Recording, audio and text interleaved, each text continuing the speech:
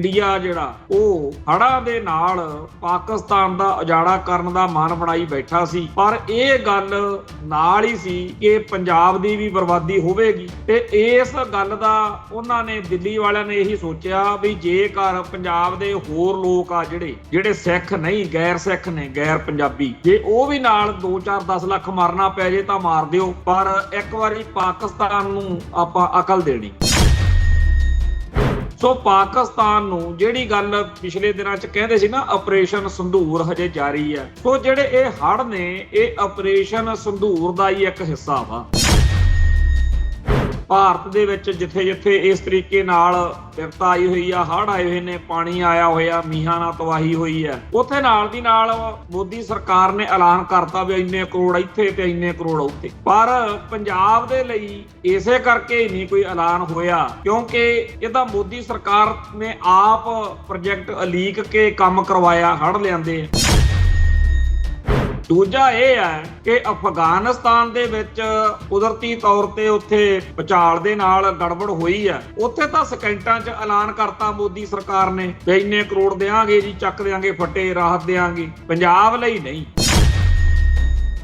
ਸਿੱਖਾਂ ਨੇ ਤਾਂ ਹਮੇਸ਼ਾ ਇੰਡੀਅਨ ਲੋਕਾਂ ਦੀ, ਭਾਰਤੀ ਲੋਕਾਂ ਦੀ ਇੱਜ਼ਤ ਢਕਣ ਵਾਲੇ ਕੰਮ ਕੀਤੇ ਤੇ ਇਹਨਾਂ ਦੀ ਇੱਜ਼ਤ ਬਚਾਉਣ ਵਾਲੇ ਕੰਮ ਕੀਤੇ। ਸਿੱਖਾਂ ਨੂੰ ਤਾਂ ਕਹਿੰਦੇ ਆ ਵੀ ਤਬਾਹ ਕਰ ਦੇਣੇ ਆ, ਬਰਬਾਦ ਕਰ ਦੇਣੇ, ਤੇ ਜਿਸ ਅਫਗਾਨਿਸਤਾਨ ਨੇ ਛਿੱਤਰ ਫੇਰਿਆ ਉਹਨਾਂ ਵੱਲ ਭਾਰਤ ਦਾ ਰਵੱਈਆ ਬਿਲਕੁਲ ਉਲਟ ਵਾ।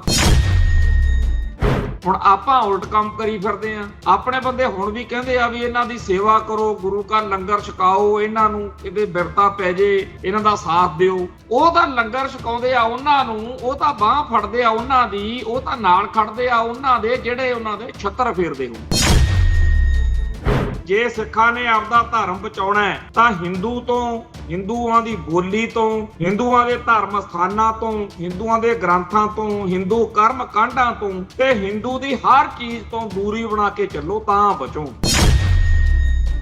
ਬਹੁਤ ਸਾਰੇ ਇਹੋ ਜਿਹੇ ਏਜੰਟ ਸਿੱਖਾਂ ਵਿੱਚ ਪੰਜਾਬ ਦੇ ਵਿੱਚ ਸਰਗਰਮ ਨੇ ਜਿਹੜੇ ਇਹ ਵਰਤਾਂਤ ਸਿਰਜਣਾ ਚਾਹੁੰਦੇ ਆ ਕਿ ਇਹ ਹੜ੍ਹ ਜਿਹੜੇ ਨੇ ਇਹ ਤਾਂ ਕੁਦਰਤੀ ਤੌਰ ਤੇ ਆਏ ਨੇ।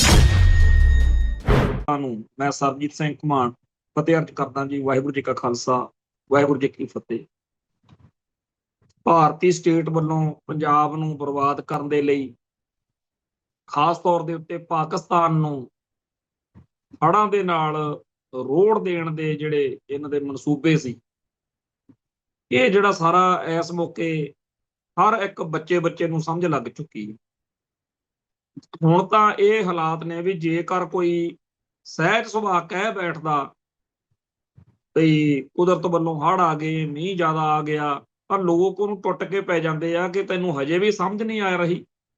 ਇਹ ਜਿਹੜੇ ਹੜ੍ਹ ਨੇ ਇਹ ਭਾਰਤੀ ਡੀਪ ਸਟੇਟ ਦਾ ਏਜੰਡਾ ਆ, ਕਿਉਂਕਿ ਪਿਛਲੇ ਸਮੇਂ ਦੇ ਵਿੱਚ ਇਹੋ ਜਿਹੀਆਂ ਗੱਲਾਂ ਸਬੂਤ ਦੇ ਤੌਰ ਦੇ ਉੱਤੇ ਸਾਹਮਣੇ ਆਈਆਂ ਹੋਈਆਂ ਨੇ, ਗਵਾਹ ਬਣੇ ਹੋਏ ਨੇ ਇਹਨਾਂ ਗੱਲਾਂ। ਗੌਰਵ ਆਰੀਆ ਨਾਂ ਦਾ ਇੱਕ ਮੂਰਖ ਜਿਹਾ ਇਹਨਾਂ ਦਾ ਭੌਂਕੜ, ਉਸ ਭੌਂਕੜ ਨੇ ਵੀ ਬੀਤੇ ਦੌਰ ਦੇ ਵਿੱਚ ਇਸੇ ਤਰ੍ਹਾਂ ਦੀ ਗੱਲ ਕਹੀ ਸੀ ਵੀ ਹੜ੍ਹ ਲਿਆਂਦੇ ਜਾਣ ਤੇ ਪਾਕਿਸਤਾਨ ਨੂੰ ਡੁਬੋਇਆ ਜਾਵੇ। ਤੇ ਇੱਕ ਪਾਕਿਸਤਾਨ ਦੇ ਨਾਲ ਜਿਹੜੀ ਪ੍ਰੋਕਸੀ ਵਾਰ ਇੰਡੀਆ ਲੜ ਰਿਹਾ ਉਹਦੇ ਵਿੱਚ ਇੱਕ ਸਿੱਖ ਚਿਹਰੇ ਨੂੰ ਬੜੀ ਲੋੜ ਪੈਂਦੀ ਹੈ। ਜਦੋਂ ਇਹਨਾਂ ਨੂੰ ਜਿਵੇਂ KPS ਗਿੱਲ ਵਰਤਿਆ ਸੀ, ਉਵੇਂ ਜੰਮੂ ਕਸ਼ਮੀਰ ਦੇ ਵਿੱਚ ਇੱਕ ਸਿੱਖ ਚਿਹਰੇ ਮੂਹਰੇ ਵਾਲਾ ਅਫਸਰ ਵਰਤਿਆ, ਜਿਹਨੇ ਪਿੱਛੇ ਜਿਹੇ ਕਿਤਾਬ ਵੀ ਲਿਖੀ ਆ, ਕਿਤਨੇ ਗਾਜੀ ਆਏ, ਉਹਦਾ ਬੜਾ ਚਰਚਾ ਚੱਲਦਾ। ਉਸ ਅਫਸਰ ਦੀ ਸਿਮਰਨਜੋਤ ਸਿੰਘ ਮੱਕੜ ਨਾਮੀ ਪੱਤਰਕਾਰ ਦੇ ਨਾਲ ਇੱਕ ਗੱਲਬਾਤ ਆ, ਜਿਹਦੇ ਵਿੱਚ ਉਹ ਵੀ ਕਹਿ ਰਿਹਾ ਕਿ ਹੜ੍ਹ ਜਿਹੜੇ ਆ ਉਹ ਲਿਆਂਦੇ ਜਾਣ ਤੇ ਏਦਾਂ ਹੋ ਜੇ। ਜਦੋਂ ਇਹ ਦੋਨੇ ਤਿੰਨੇ ਵੀਡੀਓ ਸੁਣਦਾ ਬੰਦਾ ਤਾਂ ਇਹ ਗੱਲ ਸਹਿਜ ਸੁਭਾਅ ਉਹਦੇ ਦਿਮਾਗ 'ਚ ਵਸ ਜਾਂਦੀ ਆ ਕਿ ਇੰਡੀਆ ਜਿਹੜਾ ਉਹ ਹੜ੍ਹਾਂ ਦੇ ਨਾਲ ਪਾਕਿਸਤਾਨ ਦਾ ਉਜਾੜਾ ਕਰਨ ਦਾ ਮਨ ਬਣਾਈ ਬੈਠਾ ਸੀ। ਪਰ ਇਹ ਗੱਲ ਨਾਲ ਹੀ ਸੀ ਕਿ ਪੰਜਾਬ ਦੀ ਵੀ ਬਰਬਾਦੀ ਹੋਵੇਗੀ ਤੇ ਇਸ ਗੱਲ ਦਾ ਉਹਨਾਂ ਨੇ, ਦਿੱਲੀ ਵਾਲਿਆਂ ਨੇ ਇਹੀ ਸੋਚਿਆ ਵੀ ਜੇਕਰ ਪੰਜਾਬ ਦੇ ਹੋਰ ਲੋਕ ਆ ਜਿਹੜੇ ਸਿੱਖ ਨਹੀਂ ਗੈਰ ਸਿੱਖ ਨੇ ਗੈਰ ਪੰਜਾਬੀ, ਜੇ ਉਹ ਵੀ ਨਾਲ 2-4-10 ਲੱਖ ਮਾਰਨਾ ਪੈ ਜੇ ਤਾਂ ਮਾਰ ਦਿਓ, ਪਰ ਇੱਕ ਵਾਰੀ ਪਾਕਿਸਤਾਨ ਨੂੰ ਆਪਾਂ ਅਕਲ ਦੇਣੀ। ਸੋ ਪਾਕਿਸਤਾਨ ਨੂੰ ਜਿਹੜੀ ਗੱਲ ਪਿਛਲੇ ਦਿਨਾਂ 'ਚ ਕਹਿੰਦੇ ਸੀ ਨਾ, ਆਪਰੇਸ਼ਨ ਸੰਧੂਰ ਹਜੇ ਜਾਰੀ ਹੈ। ਸੋ ਜਿਹੜੇ ਇਹ ਹੜ੍ਹ ਨੇ, ਇਹ ਆਪਰੇਸ਼ਨ ਸੰਧੂਰ ਦਾ ਹੀ ਇੱਕ ਹਿੱਸਾ ਵਾ।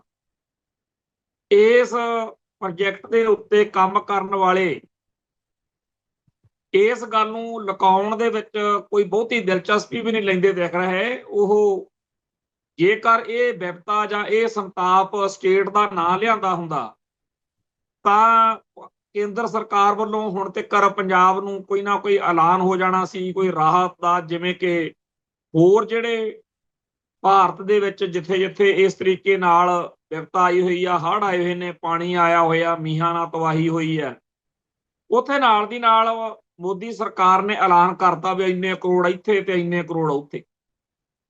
ਪਰ ਪੰਜਾਬ ਦੇ ਲਈ ਇਸੇ ਕਰਕੇ ਹੀ ਨਹੀਂ ਕੋਈ ਐਲਾਨ ਹੋਇਆ, ਕਿਉਂਕਿ ਇਹਦਾ ਮੋਦੀ ਸਰਕਾਰ ਨੇ ਆਪ ਪ੍ਰੋਜੈਕਟ ਅਲੀਕ ਕੇ ਕੰਮ ਕਰਵਾਇਆ, ਹੜ੍ਹ ਲਿਆਂਦੇ। ਦੂਜਾ ਇਹ ਹੈ ਕਿ ਅਫਗਾਨਿਸਤਾਨ ਦੇ ਵਿੱਚ ਕੁਦਰਤੀ ਤੌਰ ਤੇ ਉੱਥੇ ਭੂਚਾਲ ਦੇ ਨਾਲ ਗੜਬੜ ਹੋਈ ਹੈ। ਉੱਥੇ ਤਾਂ ਸਕਿੰਟਾਂ 'ਚ ਐਲਾਨ ਕਰਤਾ ਮੋਦੀ ਸਰਕਾਰ ਨੇ ਵੀ ਇੰਨੇ ਕਰੋੜ ਦੇਵਾਂਗੇ ਜੀ, ਚੱਕ ਦੇਵਾਂਗੇ ਫੱਟੇ, ਰਾਹਤ ਦੇਵਾਂਗੇ। ਪੰਜਾਬ ਲਈ ਨਹੀਂ। ਹੁਣ ਸੋਚਣ ਵਾਲੀ ਗੱਲ ਇਹ ਹੈ ਕਿ ਅਫਗਾਨਿਸਤਾਨ ਨੇ ਸਦਾ ਹੀ ਭਾਰਤੀਆਂ ਦੇ ਛੱਤਰ ਫੇਰਿਆ। ਇਤਿਹਾਸ ਗਵਾਹ ਆ ਕਿ ਜਿੰਨੇ ਵੀ ਧਾੜਵੀ ਚੜ ਕੇ ਆਏ ਨੇ, ਚਾਹੇ ਉਹ ਮਹਿਮੂਦ ਗਜਨਵੀ, ਮੁਹੰਮਦ ਗੌਰੀ ਉਹਨਾਂ ਦੀਆਂ ਬਾਤਾਂ ਨੇ, ਚਾਹੇ ਉਹ ਨਾਦਰ ਤੇ ਅਬਦਾਲੀ ਵਰਗਿਆਂ ਦੀਆਂ ਬਾਤਾਂ ਨੇ, ਅਫਗਾਨਿਸਤਾਨ ਭਾਰਤੀ ਇਤਿਹਾਸ ਵਿੱਚ ਛੱਤਰ ਫੇਰਨ ਵਾਲਾ ਮੁਲਕ ਮੰਨਿਆ ਹੋਇਆ।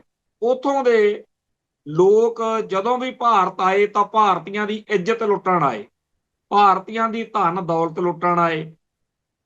ਭਾਰਤੀਆਂ ਦਾ ਧਰਮ ਸੀ ਜਿਹੜਾ, ਉਹਨੂੰ ਉਹਨਾਂ ਨੇ ਪੈਰਾਂ ਹੇਠ ਰੋਲਿਆ, ਬਹੁਤ ਜਲੀਲ ਕੀਤਾ ਇੰਡੀਅਨ ਲੋਕਾਂ ਨੂੰ। ਤੇ ਅੱਜ ਇਸ ਗੱਲ ਤੇ ਬੜੀ ਹੈਰਾਨੀ ਹੈ ਕਿ ਇੱਕ ਪਾਸੇ ਸਿੱਖ ਕੌਮ ਆ ਜਿਹਦਾ ਇਤਿਹਾਸ ਇਹ ਆ ਹਿੰਦੂ ਨਾਲ ਕਿ ਵਾਰ-ਵਾਰ ਅਹਿਸਾਨ ਕੀਤੇ। ਗੁਰੂ ਸਾਹਿਬਾਨ ਨੇ ਜਾਂ ਸਿੱਖਾਂ ਨੇ ਜਦੋਂ ਵੀ ਲੋੜ ਪਈ ਆ ਹਿੰਦੂਆਂ ਦੀ ਬਾਹ ਫੜੀ, ਹਿੰਦੂਆਂ ਦੀ ਇੱਜ਼ਤ ਢਕੀ। ਤੇ ਜਦੋਂ ਅੱਜ ਆਪਾਂ ਦੇਖਦੇ ਹਾਂ, ਸਿੱਖਾਂ ਨੇ ਤਾਂ ਹਮੇਸ਼ਾ ਇੰਡੀਅਨ ਲੋਕਾਂ ਦੀ, ਭਾਰਤੀ ਲੋਕਾਂ ਦੀ ਇੱਜ਼ਤ ਢਕਣ ਵਾਲੇ ਕੰਮ ਕੀਤੇ ਤੇ ਇਹਨਾਂ ਦੀ ਇੱਜ਼ਤ ਬਚਾਉਣ ਵਾਲੇ ਕੰਮ ਕੀਤੇ। ਸਿੱਖਾਂ ਨੂੰ ਤਾਂ ਕਹਿੰਦੇ ਆ ਵੀ ਤਬਾਹ ਕਰ ਦੇਣੇ ਆ, ਬਰਬਾਦ ਕਰ ਦੇਣੇ ਆ। ਤੇ ਜਿਸ ਅਫਗਾਨਿਸਤਾਨ ਨੇ ਛੱਤਰ ਫੇਰਿਆ, ਉਹਨਾਂ ਵੱਲ ਭਾਰਤ ਦਾ ਰਵੱਈਆ ਬਿਲਕੁਲ ਉਲਟ ਵਾ। ਇਹਦਾ ਨਤੀਜਾ ਜਾਂ ਇਹਦੇ ਤੋਂ ਆਪਾਂ ਜੇ ਕੋਈ ਗੱਲ ਲੱਭੀਏ ਫਿਰ ਇਹੀ ਮਿਲਦੀ ਆ ਵੀ ਭਾਰਤੀਆਂ ਦਾ ਸੁਭਾਅ ਤਾਂ ਇਹ ਆ ਵੀ ਜਿਹੜਾ ਛੱਤਰ ਫੇਰਦਾ ਉਹਨੂੰ ਉਹਦੇ ਪੈਰਾਂ 'ਚ ਪੈਂਦੇ ਆ। ਹੁਣ ਆਪਾਂ ਉਲਟ ਕੰਮ ਕਰੀ ਫਿਰਦੇ ਆ। ਆਪਣੇ ਬੰਦੇ ਹੁਣ ਵੀ ਕਹਿੰਦੇ ਆ ਵੀ ਇਹਨਾਂ ਦੀ ਸੇਵਾ ਕਰੋ, ਗੁਰੂ ਕਾ ਲੰਗਰ ਛਕਾਓ, ਇਹਨਾਂ ਨੂੰ ਕਿਤੇ ਬਿਪਤਾ ਪੈ ਜੇ ਇਹਨਾਂ ਦਾ ਸਾਥ ਦਿਓ। ਉਹ ਤਾਂ ਲੰਗਰ ਛਕਾਉਂਦੇ ਆ ਉਹਨਾਂ ਨੂੰ, ਉਹ ਤਾਂ ਬਾਹ ਫੜਦੇ ਆ ਉਹਨਾਂ ਦੀ, ਉਹ ਤਾਂ ਨਾਲ ਖੜਦੇ ਆ ਉਹਨਾਂ ਦੇ ਜਿਹੜੇ ਉਹਨਾਂ ਦੇ ਛੱਤਰ ਫੇਰਦੇ ਹੋ। ਸੋ ਆਪਣੇ ਤੋਂ ਗਲਤੀ ਹੋ ਚੁੱਕੀ ਆ ਤੇ ਅੱਜ ਵੀ ਆਪਾਂ ਜੇ ਇਹ ਗੱਲ ਨਾ ਸਮਝੇ ਤਾਂ ਆਪਣੇ ਨਾਲੋਂ ਮਾੜਾ ਕੋਈ। ਜੋ ਹੋ ਗਿਆ ਉਹ ਹੋ ਗਿਆ, ਉਹ ਆਪਣੇ ਇਤਿਹਾਸ ਦਾ ਹਿੱਸਾ, ਆਪਣੇ ਸਿਧਾਂਤ ਦਾ ਹਿੱਸਾ ਕਿ ਆਪਾਂ ਆਪਣਾ ਫਰਜ਼ ਨਿਭਾਇਆ। ਪਰ ਹੁਣ ਤਾਂ ਆਪਾਂ ਨੂੰ ਸਮਝ ਲੱਗ ਗਈ ਨਾ ਕਿ ਇਹ ਲੋਕ ਕਿਸ ਤਰ੍ਹਾਂ ਦੇ ਨੇ। ਸੋ ਅੱਜ ਦੀ ਇਸ ਅਕਲ ਨੂੰ ਆਪਾਂ ਨੂੰ ਆਪਣੇ ਆਉਣ ਵਾਲੀਆਂ ਨਸਲਾਂ ਨੂੰ ਸਿਖਾ ਕੇ ਜਾਣਾ ਚਾਹੀਦਾ ਕਿ ਕਦੇ ਵੀ ਲਿਹਾਜ਼ ਨਾ ਕਰਿਓ। ਮੈਂ ਨਾਭੇ ਜੇਲ੍ਹ ਦੇ ਵਿੱਚ ਆਪਦੀ ਚੱਕੀ 'ਚ ਲਿਖ ਕੇ ਲਾਇਆ ਸੀ, ਚਾਰਟ ਜਿਹਾ ਬਣਾ ਕੇ, ਵੀ ਜੇ ਸਿੱਖਾਂ ਨੇ ਆਪਦਾ ਧਰਮ ਬਚਾਉਣਾ ਤਾਂ ਹਿੰਦੂ ਤੋਂ, ਹਿੰਦੂਆਂ ਦੀ ਬੋਲੀ ਤੋਂ, ਹਿੰਦੂਆਂ ਦੇ ਧਰਮ ਸਥਾਨਾਂ ਤੋਂ, ਹਿੰਦੂਆਂ ਦੇ ਗ੍ਰੰਥਾਂ ਤੋਂ, ਹਿੰਦੂ ਕਰਮ ਕਾਂਡਾਂ ਤੋਂ ਤੇ ਹਿੰਦੂ ਦੀ ਹਰ ਚੀਜ਼ ਤੋਂ ਦੂਰੀ ਬਣਾ ਕੇ ਚੱਲੋ ਤਾਂ ਬਚੋਗੇ। ਜਦੋਂ ਵੀ ਤੁਸੀਂ ਮਾੜਾ ਮੋਟਾ ਜਿਹਾ ਉਹਨਾਂ ਨੂੰ ਸਪੇਸ ਦਿੱਤੀ, ਥਾਂ ਦਿੱਤੀ, ਬਿਰਲ ਦੇਤੀ, ਉਹ ਤੁਹਾਨੂੰ ਹੜੱਪ ਸਕਦੇ ਆ, ਉਹ ਤੁਹਾਨੂੰ ਖਾ ਸਕਦੇ ਆ, ਤੁਹਾਨੂੰ ਕਲੰਕ ਕਰ ਸਕਦੇ ਆ, ਤੁਹਾਨੂੰ ਮਲੀਨ ਕਰ ਸਕਦੇ ਆ, ਤੁਹਾਨੂੰ ਦਾਗਦਾਰ ਕਰ ਸਕਦੇ ਆ। ਪਤਾ ਹੀ ਨਹੀਂ ਲੱਗਦਾ ਕਿ ਕਦੋਂ ਤੁਸੀਂ ਹੌਲੀ ਹੌਲੀ ਉਹਦੇ ਰੰਗ ਵਿੱਚ ਰੰਗੇ ਜਾਂਦੇ ਹੋ। ਜਿਵੇਂ ਲੂਣ ਦੀ ਖੱਡ ਵਿੱਚ ਡਿੱਗ ਕੇ ਹਰ ਚੀਜ਼ ਲੂਣ ਬਣ ਜਾਂਦੀ ਆ ਨਾ, ਹਿੰਦੂ ਜਿਹੜਾ ਹੈ ਉਹਦਾ ਹਿਸਾਬ ਕਿਤਾਬ ਵੀ ਇਹ ਜੇ। ਹੁਣ ਆਪਾਂ ਆਉਣ ਵਾਲੀਆਂ ਸਦੀਆਂ, ਜਿਹੜੀਆਂ ਆਉਣ ਵਾਲੀਆਂ ਸਾਡੀਆਂ ਨਸਲਾਂ ਨੇ, ਉਹਨੂੰ ਮੱਤ ਦੇ ਕੇ ਜਾਈਏ। ਜਿਹੜਾ ਪਹਿਲਾਂ ਹੋ ਗਿਆ ਉਹ ਹੋ ਗਿਆ, ਉਹਦੀ ਇੱਕ ਵੱਖਰੀ ਕਹਾਣੀ। ਅੱਜ ਸਾਰੇ ਪਾਸੇ ਇਸ ਗੱਲ ਦੀ ਚਰਚਾ ਹੋ ਰਹੀ ਹੈ। ਕਈ ਇਹੋ ਜਿਹੇ ਡੇਰੇਦਾਰ ਸਾਧ ਬਾਬੇ ਜਿਨ੍ਹਾਂ ਦੇ ਉੱਤੇ ਆਪਾਂ ਸਦਾ ਹੀ ਗੁੱਸਾ ਕਰਦੇ ਆਂ ਵੀ ਉਹ ਕਦੇ ਵੀ ਸਿੱਖੀ ਵੱਲ ਜਾਂ ਸਿੱਖਾਂ ਵੱਲ ਨਹੀਂ ਖੜੇ। ਅੱਜ ਇੱਕ ਇਹੋ ਜਿਹੇ ਭਾਰੇ ਜਿਹੇ ਸਾਧ ਦੀ ਮੈਂ ਕਥਾ ਇੱਥੇ ਸੋਸ਼ਲ ਮੀਡੀਆ ਤੇ ਦੇਖ ਰਿਹਾ ਸੀ। ਉਹ ਪਿੱਟ ਰਿਹਾ ਸੀਗਾ ਵੀ 1947 ਤੋਂ ਅੱਜ ਤੱਕ ਇਹ ਲੋਕ ਕਦੇ ਆਪਣੇ ਨਾਲ ਨਹੀਂ ਖੜੇ ਤੇ ਅੱਜ ਵੀ ਨਹੀਂ ਇਹਨਾਂ ਨੇ ਖੜਨਾ। ਗੁਰੂ ਦੇ ਸਿੱਖੋ, ਆਪਣਾ ਜਿਹੜਾ ਕਾਜ ਆ ਆਪਾਂ ਨੂੰ ਆਪ ਹੀ ਸਵਾਰਨਾ ਪੈਣਾ ਹੈ। ਤੇ ਇਹ ਜਿਹੜੇ ਇਹਨਾਂ ਦਿਨਾਂ ਦੇ ਵਿੱਚ ਰਾਹਤ ਆ ਉਹ ਆਪਾਂ ਨੂੰ ਮੋਦੀ ਨੇ ਨਹੀਂ ਦੇਣੀ, ਆਪਾਂ ਨੂੰ ਇੱਕ ਦੂਜੇ ਦਾ ਸਾਥ ਸਹਿਯੋਗ ਦੇਣਾ ਪੈਣਾ। ਇਹ ਗੱਲ ਬੜੀ ਚੰਗੀ ਆ ਜੇਕਰ ਡੇਰੇਦਾਰ ਸਾਧ ਜਿਨ੍ਹਾਂ ਤੇ ਸਾਨੂੰ ਪੂਰਾ ਯਕੀਨ ਰਿਹਾ ਸਦਾ ਕਿ ਇਹ ਪੈਦਾ ਕੀਤੇ ਗਏ, ਜੇ ਉਹਨਾਂ ਵਿੱਚੋਂ ਕੋਈ ਇਹ ਗੱਲ ਬੋਲ ਰਿਹਾ ਤਾਂ ਬੜੀ ਵੱਡੀ ਗੱਲ। ਦੂਜੀ ਗੱਲ ਇਹ ਹੈ ਕਿ ਜਿਹੜਾ ਇਹ ਮੈਨ ਮੇਡ, ਜਿਹੜਾ ਇਹ ਭਾਰਤੀ ਡੀਪ ਸਟੇਟ ਨੇ ਹੜ ਲਿਆਂਦੇ ਆ, ਇਹਦੇ ਵਿੱਚ ਉਹਨਾਂ ਨੇ ਆਪਦੇ ਜਿਹੜੇ ਏਜੰਟ ਨੇ ਇੱਥੇ, ਉਹਨਾਂ ਦੀ ਵੀ ਡਿਊਟੀ ਲਾਈ ਹੋਈ ਆ। ਬਹੁਤ ਸਾਰੇ ਇਹੋ ਜਿਹੇ ਏਜੰਟ ਸਿੱਖਾਂ ਵਿੱਚ, ਪੰਜਾਬ ਦੇ ਵਿੱਚ ਸਰਗਰਮ ਨੇ, ਜਿਹੜੇ ਇਹ ਵਰਤਾਂਤ ਸਿਰਜਣਾ ਚਾਹੁੰਦੇ ਆ ਕਿ ਇਹ ਹੜ ਜਿਹੜੇ ਨੇ ਇਹ ਤਾਂ ਕੁਦਰਤੀ ਤੌਰ ਤੇ ਆਏ ਨੇ। ਜਦੋਂ ਏਜੰਸੀਆਂ ਬਾਰੇ ਪੜ੍ਹਦੇ ਆ, IB ਜਾਂ ਹੋਰ, ਤਾਂ ਇਹ ਸਾਫ਼ ਤੌਰ ਤੇ ਉੱਥੋਂ ਸਿੱਖਿਆ ਮਿਲਦੀ ਆ ਕਿ IB ਨੇ ਆਪਦੇ ਜਿਹੜੇ ਏਜੰਟ ਪੈਦਾ ਕੀਤੇ ਹੁੰਦੇ ਨੇ ਉਹ ਡਾਕਟਰ, ਮਾਸਟਰ, ਪਿੰਡਾਂ ਦੇ ਮੋੜਾਂ ਤੇ ਬੈਠਣ ਵਾਲੇ, ਸ਼ਹਿਰਾਂ ਦੇ ਵਿੱਚ ਦੁਕਾਨਾਂ 'ਚ ਕੰਮ ਕਰਨ ਵਾਲੇ, ਡਾਕੀਏ, ਦੋਜੀ, ਪਤਾ ਹੀ ਨਹੀਂ ਕਿੱਥੇ ਕਿੱਥੇ ਉਹਨਾਂ ਦੇ ਬੰਦੇ ਸੈੱਟ ਕੀਤੇ ਹੁੰਦੇ ਆ। ਕਿਉਂਕਿ IB ਸਰਕਾਰ ਦੀਆਂ ਅੱਖਾਂ ਤੇ ਕੰਨ, ਉਹਦੇ ਰਾਹੀਂ ਗੱਲ ਸਾਰੀ ਜਿਹੜੀ ਰਿਪੋਰਟ ਆ ਸਟੇਟ ਕੋਲ ਜਾਣੀ। IB ਨੇ, ਇੰਟੈਲੀਜੈਂਸ ਬਿਊਰੋ ਨੇ, ਏਜੰਸੀ ਨੇ ਸਰਕਾਰੀ ਨੈਰੇਟਿਵ ਲੋਕਾਂ 'ਚ ਸਥਾਪਿਤ ਕਰਨਾ ਹੋ। ਸੋ ਅੱਜ ਦੀ ਤਰੀਕ ਵਿੱਚ ਜਿਹੜਾ ਬੰਦਾ ਸਰਕਾਰ ਦਾ ਨੈਰੇਟਿਵ ਸੈੱਟ ਕਰਨ ਦੇ ਲਈ ਲੱਗਿਆ ਹੋਵੇ, ਨਹੀਂ ਜੀ ਇਹ ਤਾਂ ਸਰਕਾਰ ਦਾ ਨਹੀਂ ਹੈ, ਇਹ ਤਾਂ ਆਪਣੇ ਆਪ ਹੜ ਕੁਦਰਤੀ ਤੌਰ ਤੇ ਆਏ ਨੇ, ਸਮਝ ਲਓ ਵੀ ਉਹ ਏਜੰਸੀਆਂ ਦਾ ਏਜੰਟ ਵਾ ਤੇ ਉਹ ਕਿਸੇ ਨਾ ਕਿਸੇ ਜੁੜਿਆ ਹੋਇਆ ਕਿਸੇ ਤੋਂ। ਤੇ ਇੱਕ ਗੱਲ ਅੱਜ ਬੜੀ ਕਮਾਲ ਦੀ ਆ ਕਿ ਪੰਜਾਬ ਦਾ ਬੱਚਾ ਇਸ ਗੱਲ ਨੂੰ ਸਮਝ ਚੁੱਕਿਆ। ਇਸ ਮੌਕੇ ਹਜ਼ਾਰਾਂ ਪਿੰਡਾਂ ਦੇ ਵਿੱਚ ਪਾਣੀ ਜਿਹੜਾ ਹੈ ਉਹ ਨੁਕਸਾਨ ਕਰ ਰਿਹਾ, ਪਰ ਮਨੁੱਖੀ ਜਿਹੜਾ ਨੁਕਸਾਨ ਆ ਉਹ ਅਸਲ ਵਿੱਚ ਕੁੱਲ ਕਿੰਨਾ ਕਾ, ਇਹ ਤਾਂ ਇਹ ਸਾਰਾ ਝਮੇਲਾ ਨਿਬੜਨ ਤੋਂ ਬਾਅਦ ਪਤਾ ਲੱਗੂ। ਪਰ ਇਹ ਗੱਲ ਹੈ ਕਿ ਆਰਥਿਕ ਤੌਰ ਤੇ ਨੁਕਸਾਨ ਜ਼ਿਆਦਾ ਹੋਇਆ, ਜਾਨੀ ਨੁਕਸਾਨ ਕੋਈ ਇਤਕੀ ਜ਼ਿਆਦਾ ਨਹੀਂ ਹੋਇਆ। ਕੁੱਲ ਮਿਲਾ ਕੇ ਇਸ ਮਾਹੌਲ ਦੇ ਵਿੱਚ ਜਿਸ ਤਰੀਕੇ ਨਾਲ ਆਮ ਪੰਜਾਬੀਆਂ ਨੇ, ਆਮ ਸਿੱਖਾਂ ਨੇ ਇੱਕ ਦੂਜੇ ਦੀ ਬਾਹ ਫੜੀ ਆ, ਉਹਨੂੰ ਦੇਖਦਿਆਂ ਹੋਇਆਂ ਬਹੁਤ ਸਾਰੇ ਉਹ ਲੋਕ ਜਿਨ੍ਹਾਂ ਨੂੰ ਸਾਡੀ ਕੌਮ ਦੇ ਵਿੱਚ ਘੱਟ ਪਸੰਦ ਕੀਤਾ ਜਾਂਦਾ ਕਿਉਂਕਿ ਜਵਲੀਆਂ ਬੜੀਆਂ ਮਾਰਦੇ ਆ, ਉਹਨਾਂ ਨੂੰ ਵੀ ਖਾਸ ਤੌਰ ਤੇ ਜਿਹੜੇ ਕਾਮਰੇਡ ਲਾਣਾ ਨਾ, ਉਹਨਾਂ ਨੂੰ ਵੀ ਮਜਬੂਰ ਕਰਤਾ ਐਤਕੀ ਲਿਖਣ ਲਈ ਵੀ ਮੰਨ ਗਏ ਵੀ ਸਿੱਖਾਂ ਦੇ ਜਜ਼ਬੇ ਨੇ। ਇਸ ਮੌਕੇ ਅਜਨਾਲੇ ਵਾਲੇ ਸੈਕਟਰ ਦੇ ਵਿੱਚ ਖਾਸ ਤੌਰ ਦੇ ਉੱਤੇ ਤਬਾਹੀ ਹੈ ਪਾਣੀ ਦੀ। ਹੁਣ ਤਾਂ ਇਹ ਆ ਵੀ ਲੋਕ ਉੱਥੋਂ ਖੁਦ ਵੀਡੀਓ ਪਾ ਕੇ ਕਹਿ ਰਹੇ ਨੇ ਵੀ ਇੱਥੇ ਖਾਣ ਪੀਣ ਦੀਆਂ ਰਸਤਾਂ ਦਾ ਤਾਂ ਬਹੁਤ ਭੰਡਾਰਾ ਹੋ ਗਿਆ ਜੀ, ਹੋਰ ਨਾ ਭੇਜੋ। ਹੁਣ ਇੱਥੇ ਜਿਹੜਾ ਪਸ਼ੂਆਂ ਲਈ ਚਾਰਾ ਤੇ ਹੋਰ ਕੋਈ ਜਿਵੇਂ ਕਿਸ਼ਤੀਆਂ ਜਾਂ ਇਹੋ ਜਿਹੀਆਂ ਟਿਊਬਾਂ ਵਗੈਰਾ, ਆਡੋਮਾਸ, ਮੱਛਰ ਵਾਸਤੇ ਮੱਛਰਦਾਨੀ, ਤਰਪਾਲਾਂ, ਇਹੋ ਜਿਹੀਆਂ ਚੀਜ਼ਾਂ ਦੀ ਜ਼ਿਆਦਾ ਲੋੜ ਆ। ਸਾਫ਼ ਜੀ ਗੱਲ ਇਹ ਹੈ ਕਿ ਜਿਹੜਾ ਇਹ ਹੜ੍ਹ ਨੇ ਇਹਨੇ ਦੋ ਚੀਜ਼ਾਂ, ਦੋ ਥਾਵਾਂ ਨੂੰ ਟਾਰਗੇਟ ਕੀਤਾ। ਇੱਕ ਤਾਂ ਪਹਿਲੀ ਪਾਤਸ਼ਾਹੀ ਦਾ ਜਿੱਥੋਂ ਆਪਾਂ ਸਫ਼ਰ ਆਪਾਂ ਸ਼ੁਰੂ ਹੋਇਆ ਮੰਨਦੇ ਹਾਂ, ਵੇਈ ਨਦੀ, ਤੇ ਇਸ ਸਥਾਨ ਤੋਂ ਸੁਲਤਾਨਪੁਰ ਲੋਧੀ ਜਿਹੜਾ ਹੈ, ਇਸ ਖਿੱਤੇ ਦੇ ਵਿੱਚ ਬਹੁਤ ਤਬਾਹੀ ਇਸ ਟਾਈਮ ਮੱਚੀ ਹੋਈ। ਦੂਜੀ ਤਬਾਹੀ ਮੱਚੀ ਆ ਗੁਰਦੁਆਰਾ ਕਰਤਾਰਪੁਰ ਸਾਹਿਬ, ਜਿੱਥੋਂ ਪਹਿਲੀ ਪਾਤਸ਼ਾਹੀ ਜਿਹੜੇ ਹੈ ਉਹ ਜੋਤੀ ਜੋਤ ਸਮਾਏ ਆ, ਜਿੱਥੋਂ ਦੂਜੇ ਪਾਤਸ਼ਾਹ ਗੁਰੂ ਜਿੱਥੇ ਉਹਨਾਂ ਨੂੰ ਗੁਰਤਾ ਗੱਦੀ ਮਿਲੀ ਆ, ਗੁਰਦੁਆਰਾ ਕਰਤਾਰਪੁਰ ਸਾਹਿਬ ਦਾ ਸਾਰਾ ਜਿਹੜਾ ਇਲਾਕਾ ਡੇਰਾ ਬਾਬਾ ਨਾਨਕ। ਸਿੱਧੀ ਜੀ ਗੱਲ ਆ ਕਿ ਬ੍ਰਾਹਮਣਵਾਦ ਨੂੰ ਗੁਰੂ ਨਾਨਕ ਸਾਹਿਬ ਨਾਲ ਨਫ਼ਰਤ ਹੈ। ਜਿਸ ਪਲ ਬਾਬੇ ਨਾਨਕ ਨੇ, ਗੁਰੂ ਨਾਨਕ ਪਾਤਸ਼ਾਹ ਨੇ ਜਨੇਊ ਤੋਂ ਇਨਕਾਰ ਕੀਤਾ ਹੈ, ਉਸ ਪਲ ਤੋਂ ਗੁਰੂ ਨਾਨਕ ਨੂੰ, ਗੁਰੂ ਨਾਨਕ ਦੇ ਪੈਰੋਕਾਰਾਂ ਨੂੰ, ਗੁਰੂ ਨਾਨਕ ਦੇ ਫਲਸਫੇ ਨੂੰ ਤੇ ਗੁਰੂ ਨਾਨਕ ਸਾਹਿਬ ਨਾਲ ਸੰਬੰਧਿਤ ਹਰ ਅਸਥਾਨ ਨੂੰ ਬਾਹਮਣ ਨਫ਼ਰਤ ਕਰਦਾ। 5 ਸਦੀਆਂ ਦੀ ਇਹ ਨਫ਼ਰਤ ਆ ਜਿਹੜੀ ਉਹ 84 ਚ ਵੀ ਕੱਢੀ ਸੀ ਤੇ ਅੱਜ ਫੇਰ ਦਰਿਆਈ ਪਾਣੀ ਜਿਹੜਾ ਹੈ ਇਹਦੇ ਨਾਲ ਕੱਢੀ ਜਾ ਰਹੀ ਹੈ। ਸੋ ਪਾਣੀ ਨੂੰ ਇੱਕ ਵਾਟਰ ਬੰਬ ਦੇ ਰੂਪ ਚ, ਇੱਕ ਹਥਿਆਰ ਦੇ ਰੂਪ ਚ ਵਰਤਿਆ ਜਾ ਰਿਹਾ। ਗੁਰੂ ਨਾਨਕ ਪਾਤਸ਼ਾਹ ਦੇ 2 ਅਸਥਾਨ ਜਿਹੜੇ ਨੇ, ਸੁਲਤਾਨਪੁਰ ਲੋਧੀ ਤੇ ਡੇਰਾ ਬਾਬਾ ਨਾਨਕ ਕਰਤਾਰਪੁਰ ਸਾਹਿਬ, ਇਹਨੂੰ ਨਿਸ਼ਾਨਾ ਬਣਾਇਆ ਹੋਇਆ। ਇਸ ਖਿੱਤੇ ਵਿੱਚ ਅੱਜ 2 ਦਸੰਬਰ ਨੂੰ ਜਦੋਂ ਮੈਂ ਤੁਹਾਡੇ ਰੂਬਰੂ ਆ, ਅਜੇ ਵੀ ਪਾਣੀ ਜਿਹੜਾ ਹੈ ਉਹ ਬਹੁਤ ਮਾਰ ਕਰ ਰਿਹਾ। ਜੇਕਰ ਮੀਂਹ ਪੈਣੇ ਬੰਦ ਹੋ ਜਾਣ, ਹੁਣ ਮੀਂਹ ਬੰਦ ਹੋ ਜਾਵੇ, ਤਾਂ ਵੀ 1 ਹਫ਼ਤਾ ਘੱਟੋ ਘੱਟ ਪਾਣੀ ਦਾ ਜਿਹੜਾ ਅਸਰ ਵਾ ਉਹ ਘਟਣ ਨੂੰ ਲੱਗੇਗਾ। ਫਿਰ ਇਸ ਤੋਂ ਬਾਅਦ ਵਿੱਚ ਅਗਲਾ ਦੌਰ ਸ਼ੁਰੂ ਹੋਣਾ।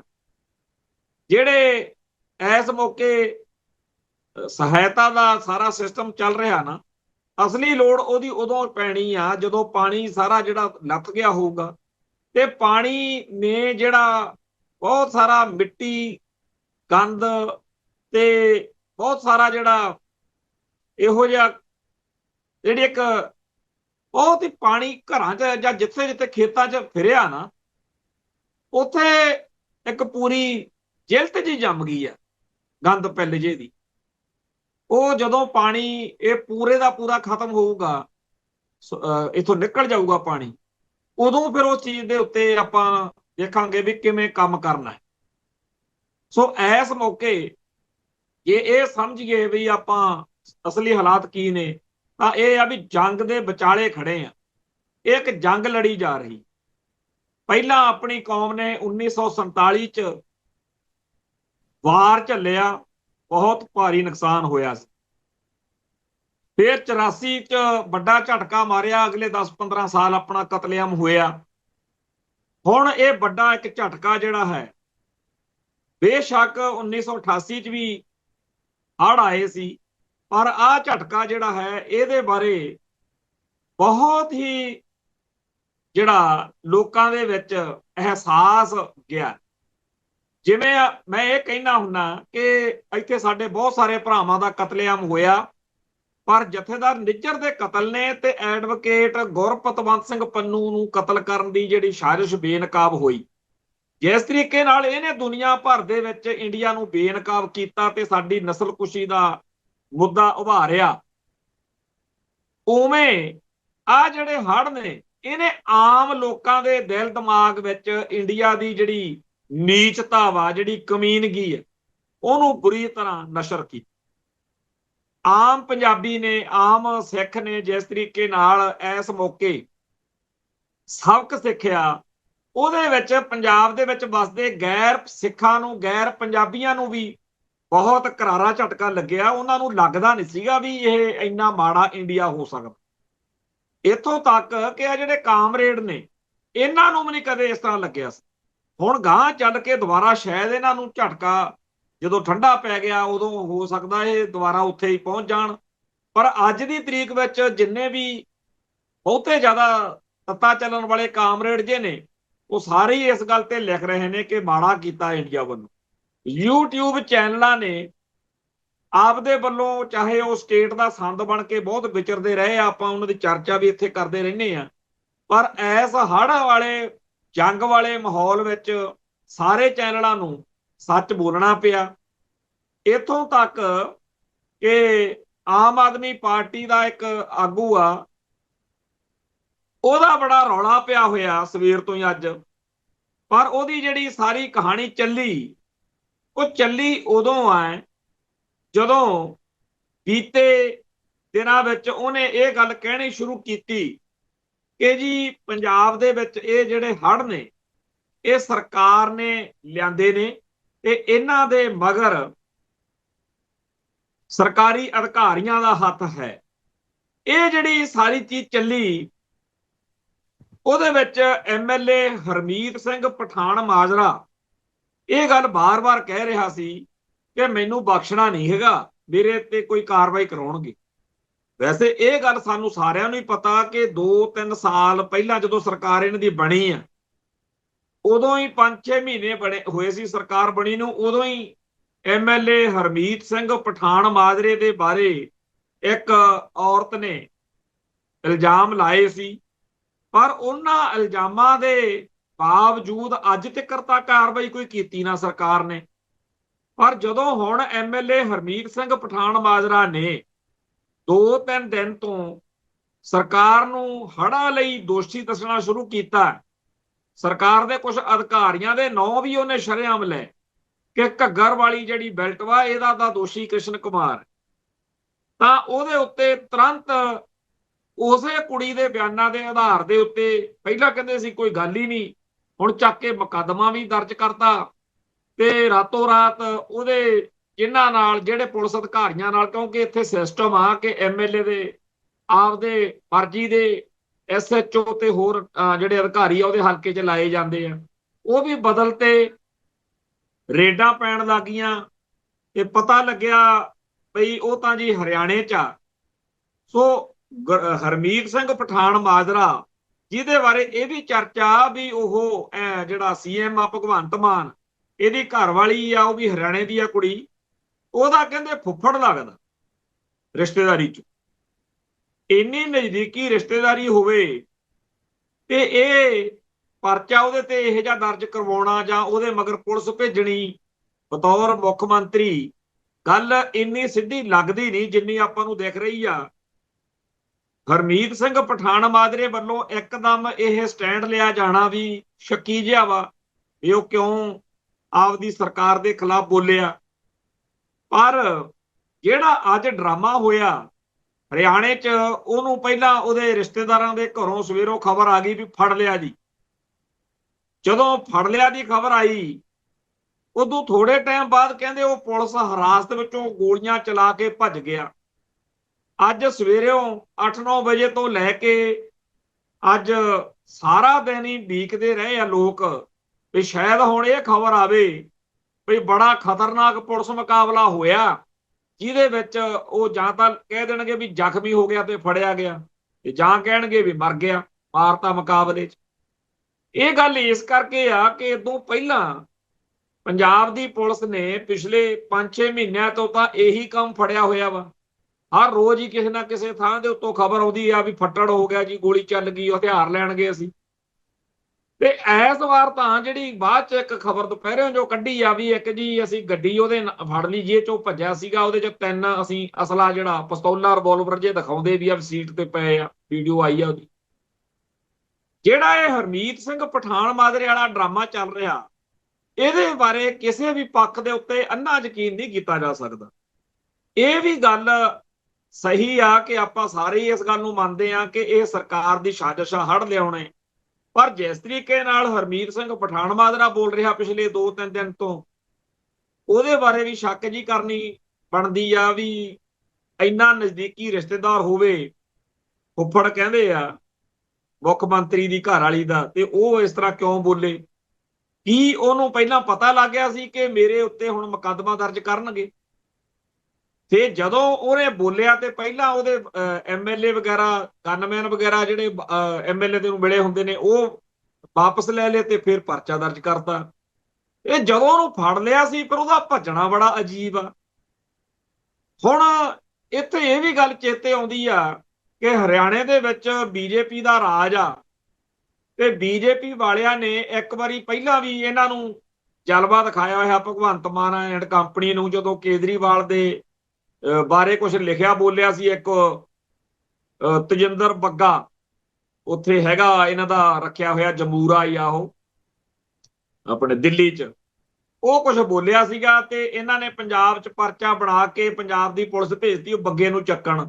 ਹਾਲਾਂਕਿ ਉਹ ਬੰਦਾ ਨਾ 3 'ਚ ਨਾ 13 'ਚ, ਇੱਕ ਵਾਰੀ ਕਸ਼ਮੀਰ ਦੇ ਤੇ ਹੋਰ ਜਿਹੜੀਆਂ ਆਜ਼ਾਦੀ ਪਸੰਦ ਧਿਰਾਂ ਨੇ, ਇਹਨਾਂ ਦੇ ਨੁਮਾਇੰਦਿਆਂ ਨੇ, ਆਗੂਆਂ ਨੇ ਇੱਕ ਪ੍ਰੋਗਰਾਮ ਕੀਤਾ ਸੀਗਾ, 2012 ਦੀ ਗੱਲ ਹੈ, ਉੱਥੇ ਦਿੱਲੀ 'ਚ।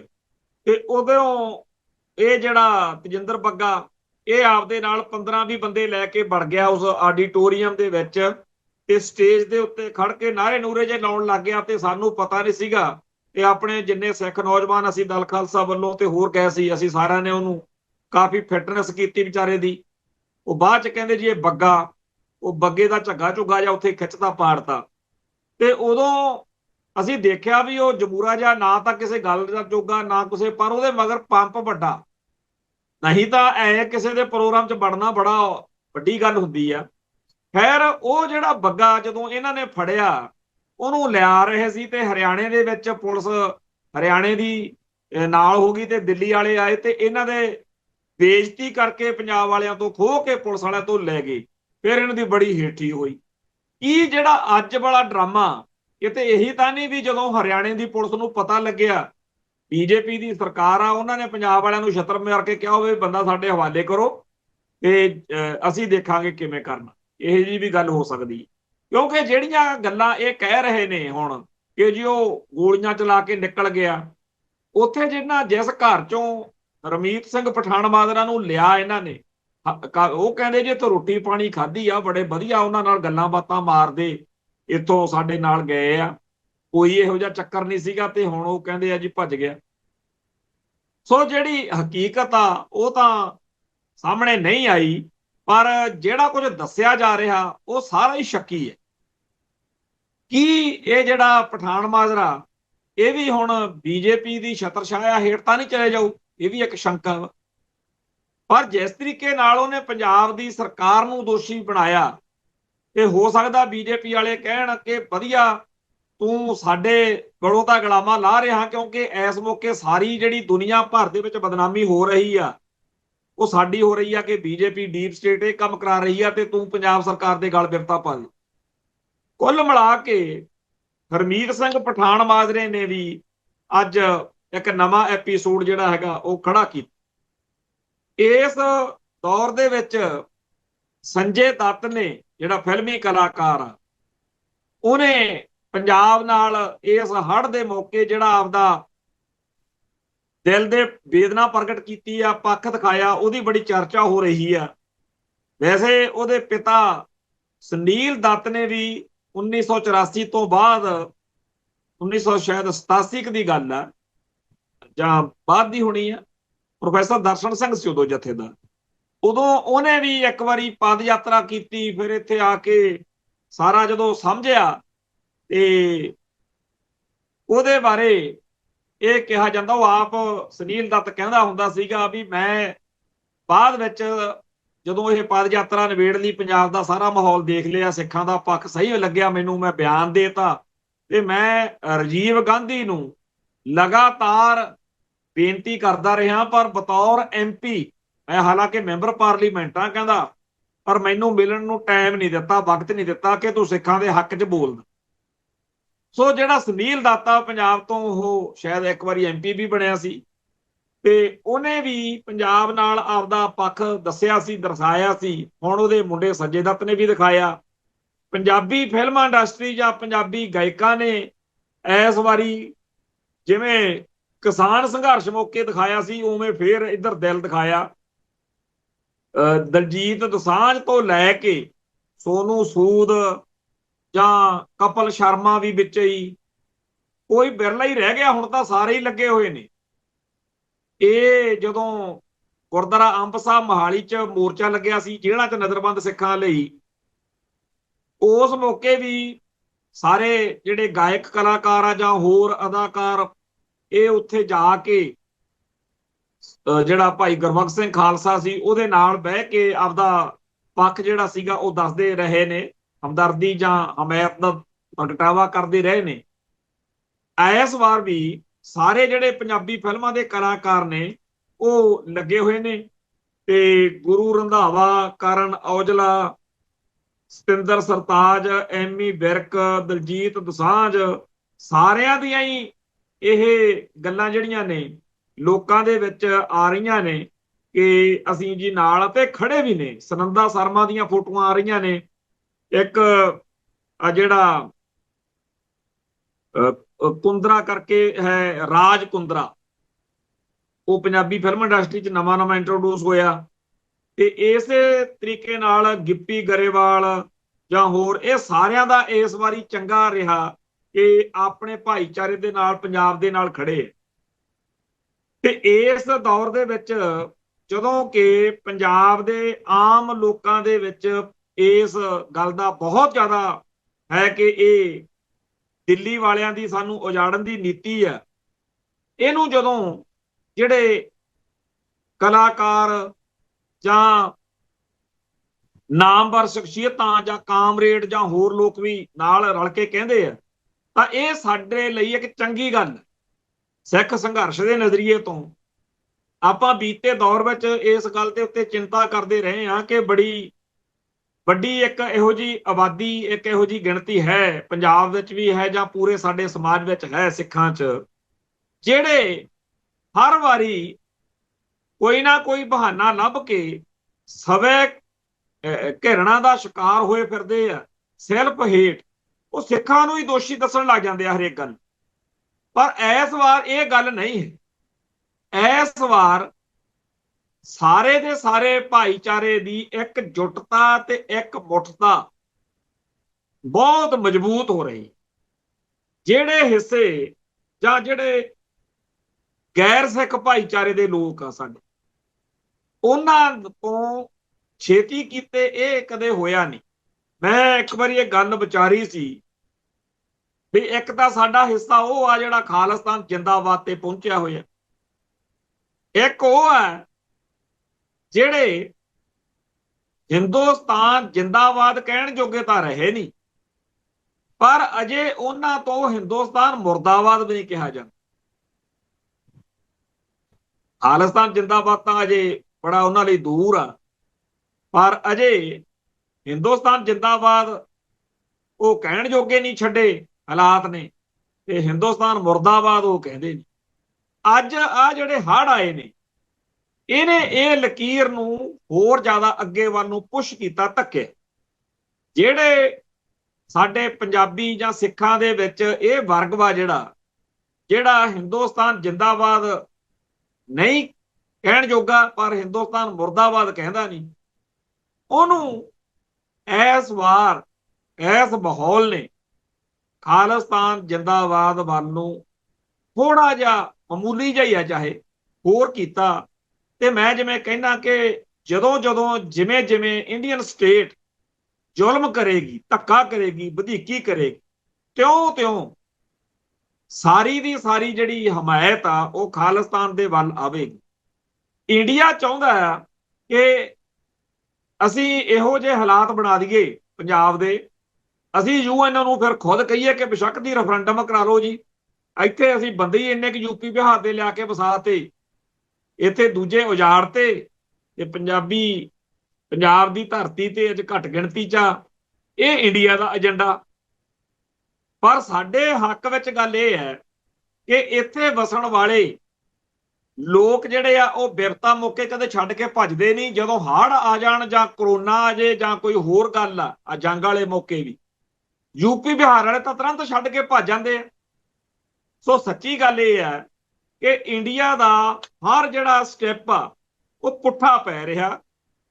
ਅੱਜ ਦੀ ਤਰੀਕ ਵਿੱਚ ਸਿੱਖ ਕੌਮ ਨੂੰ ਸਾਫ਼ ਤੌਰ ਦੇ ਉੱਤੇ ਉਹ ਯੋਧੇ, ਉਹ ਸੂਰਮੇ ਬਹੁਤ ਜ਼ਿਆਦਾ ਚੇਤੇ ਆ ਰਹੇ ਆ। ਜਿਵੇਂ ਭਾਈ ਬਲਵਿੰਦਰ ਸਿੰਘ ਜਟਾਣਾ, ਅੱਜ ਇਹਨਾਂ ਦਿਨਾਂ ਦੇ ਵਿੱਚ ਉਹਨਾਂ ਦੇ ਪਰਿਵਾਰ ਦਾ ਕਤਲੇਆਮ ਹੋਇਆ ਸੀ ਤੇ ਦਰਬਾਰ ਸਾਹਿਬ ਦੇ ਵਿੱਚ ਵੀ ਇੱਕ ਅਖੰਡ ਪਾਠ ਰੱਖਿਆ ਕੁਝ ਜਥੇਬੰਦੀਆਂ ਨੇ। ਮਾਨਦਾਰ ਵੱਲੋਂ ਉਹਨਾਂ ਦੇ ਇਲਾਕੇ 'ਚ ਚਮਕੌਰ ਸਾਹਿਬ ਦੇ ਵਿੱਚ ਪ੍ਰੋਗਰਾਮ ਜਿਹੜਾ ਹੈਗਾ ਉਹ ਰੱਖਿਆ ਹੋਇਆ।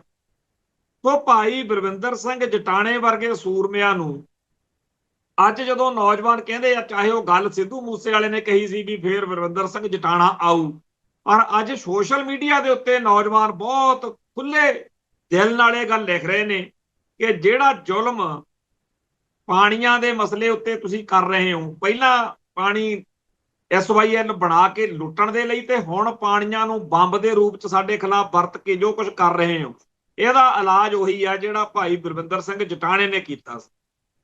ਸੋ ਇਸ ਮਾਹੌਲ ਦੇ ਵਿੱਚ ਸਾਡੇ ਲਈ ਚੰਗੀ ਗੱਲ ਆ ਕਿ ਸਾਡੇ ਭਾਈਚਾਰੇ ਦੇ ਲੋਕਾਂ ਨੇ ਹੌਸਲੇ ਦਾ, ਦ੍ਰਿੜਤਾ ਦਾ ਜਿਹੜਾ ਸਬੂਤ ਦਿੱਤਾ। ਕਈ ਇਹੋ ਜਿਹੀਆਂ ਕਹਾਣੀਆਂ ਸੋਸ਼ਲ ਮੀਡੀਆ ਤੇ ਤੁਰੀਆਂ ਫਿਰਦੀਆਂ ਨੇ। ਇੱਕ ਬਜ਼ੁਰਗ ਦੀ ਫੋਟੋ, ਜਿਵੇਂ ਉਹ ਸਿੰਬਲ ਹੀ ਬਣ ਗਿਆ ਸਾਰੀ ਇਸ ਚੀਜ਼ ਦਾ, ਜਿਹਦੇ ਵਿੱਚ ਉਹ ਪੂਰੀ ਤਰ੍ਹਾਂ ਹੱਸ ਰਿਹਾ, ਔਰ ਉਹਦਾ ਗੁਰਸਿੱਖ ਚਿਹਰਾ, ਸਾਫ਼ ਸੁਥਰਾ ਦਾੜਾ, ਸਫੈਦ ਬਸਤਰ, ਤੇ ਉਹ ਜਿਹੜਾ ਉਹਦਾ ਹਾਸਾ, ਉਹ ਉਹਨਾਂ ਸਾਰੇ ਦੋਖੀਆਂ ਨੂੰ ਜਿਹੜੇ ਪੰਥ ਅਤੇ ਪੰਜਾਬ ਦੀ ਬਰਬਾਦੀ ਦੇਖਣੀ ਚਾਹੁੰਦੇ ਆ, ਉਹਨਾਂ ਨੂੰ ਇੱਕ ਤਰੀਕੇ ਨਾਲ ਟਿਚਰਾਂ ਕਰਦਾ। ਜਦੋਂ ਕੋਈ ਬੰਦਾ ਇਹ ਸੋਚ ਰਿਹਾ ਹੋਵੇ ਕਿ ਹੁਣ ਤਾਂ ਸਿੱਖ ਰੋਂਦੇ ਦਿਖਣਗੇ, ਤੇ ਜਦੋਂ ਤੁਹਾਡੀ ਜਿਹੜੀ ਹੈਗੀ ਆ ਹਾਜ਼ਰੀ ਇਸ ਤਰ੍ਹਾਂ ਆਸ ਕੀਤੀ ਜਾ ਰਹੀ ਹੋਵੇ ਕਿ ਇਹ ਰੋ ਪਵੇਗਾ, ਉਦੋਂ ਜਦੋਂ ਕੋਈ ਹੱਸ ਪਵੇ, ਜਿਹ ਤੋਂ ਰੋਣ ਦੀ ਆਸ ਹੋਵੇ ਉਹ ਹੱਸ ਪਵੇ, ਉਦੋਂ ਫਿਰ ਕਹਾਣੀ ਕੁਝ ਹੋਰ ਹੁੰਦੀ ਹੈ। ਇਹ ਉਹੋ ਜਿਹਾ ਹੀ ਹਾਸਾ, ਇਹ ਉਹੋ ਜਿਹੀ ਗੱਲ ਹੈ, ਇਹ ਉਹੋ ਜਿਹਾ ਭਾਵ ਆ ਜਿਵੇਂ ਵੱਡੇ ਘੱਲੂਘਾਰੇ ਤੋਂ ਬਾਅਦ ਇੱਕ ਸਿੰਘ ਉਸ ਸ਼ਾਮ ਨੂੰ ਉੱਚੀ ਆਵਾਜ਼ ਵਿੱਚ ਕਹਿ ਰਿਹਾ ਸੀ ਕਿ ਤਤ ਖਾਲਸਾ ਰਹਿ ਗਏ ਸੋ ਖੋਟ ਗਵਾਏ, ਕਿ ਨੁਕਸਾਨ ਤਾਂ ਬੜਾ ਹੋਇਆ, ਪਰ ਹੁਣ ਅਸਲੀ ਖਾਲਸਾ ਤੱਤ ਰਹਿ ਗਿਆ ਸਾਡੇ ਕੋਲੇ। ਹੁਣ ਅਸੀਂ ਅਬਦਾਲੀ ਨਾਲ ਜਿਹੜਾ ਹੈਗਾ ਦੋ ਦੋ ਹੱਥ ਕਰਕੇ ਦੱਸਾਂਗੇ ਵੀ ਕੀ ਹੁੰਦੀ ਆ ਕੌਮ। ਇਸੇ ਤਰੀਕੇ ਨਾਲ ਆ ਜਿਹੜਾ ਦੌਰ ਆ, ਇਹਦੇ ਵਿੱਚ ਸਾਡੇ ਬਾਬੇ, ਆਮ ਬੀਬੀਆਂ, ਇੱਕ ਕਹਾਣੀ ਕਿਸੇ ਸੱਜਣ ਦੀ ਇੱਥੇ ਆਈ ਹੈ ਕਿ ਉਹ ਗੁਰੂ ਕਾ ਲੰਗਰ ਲੈ ਕੇ ਜਿਸ ਪਿੰਡ ਜਿਸ ਘਰ ਪਹੁੰਚਿਆ, ਤੇ ਉਹਨਾਂ ਨੇ ਕਿਹਾ ਵੀ ਆਓ। ਇੱਕ ਤਾਂ ਇਹ ਗੱਲ ਹਰੇਕ ਦੱਸਦਾ ਕਿ ਜੀ ਚਾਹੇ ਪੂਰੀ ਬਿਪਤਾ 'ਚ ਬੈਠੇ ਆ ਅਗਲੇ, ਪਰ ਪਹਿਲਾਂ ਪੁੱਛਦੇ ਆ ਵੀ ਚਾਹ ਪਾਣੀ, ਤੇ ਚਾਹ ਪਾਣੀ ਪੀਤੇ ਬਗੈਰ ਤੁਰਨ ਨਹੀਂ ਦਿੰਦੇ।